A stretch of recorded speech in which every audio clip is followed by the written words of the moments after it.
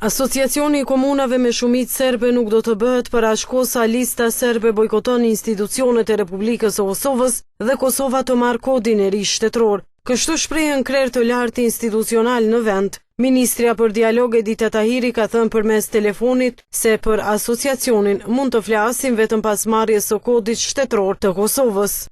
Për këtë temë flasim vetëm në ditën kur Kosova e zyrtarisht kodin telefonik nga IT-ja.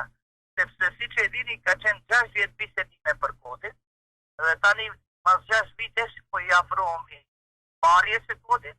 Në ditën që kodi del zyrtarisht i publikuar nga ana IT-ut, me njerë në bas asaj dite mund të pasjeti për të folë për asë kur do të zbatohet.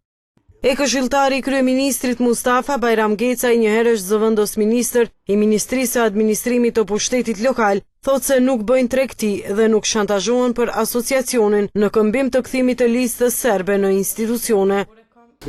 Ne nuk bëjmë tregtim dhe nuk shantazhohemi për këtë çështje. Këto janë disa obligime shtetërore që ne i kemi, të cilat ne do t'i zbatojmë në kohën dhe rrethanat e përshtatshme. Megjithatë, ne nuk bëjmë tregti as me këtë, as me ligjin e treshës, as në çështje tjetër vitale për çështjen e Kosovës. Gecaj ka thënë se lista serbe duhet t'i kthehet institucioneve, nga se nëse nuk ka komunikim, atëherë logjika e draftimit të statutit nuk funksionon. Ne çështjen e statutit të asociacionit e bëjmë për komunitetin serb. Nëse nuk kemi komunikim, logjika e draftimit, e përpilimit të punës së përbashkët, nëse nuk ka komunikim të mirë, atëherë është logjika e cila nuk funksionon.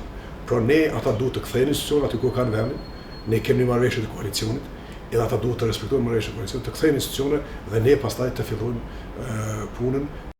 Se nuk do të bëhen pazare për çështjen si asociacioni, e ka thënë edhe kryeministri Mustafa. Ai pati deklaruar se nuk do të ketë dekret për asociacionin e komunave me shumicë serbe dhe se nuk do të bëhen pazare për çështje të tilla.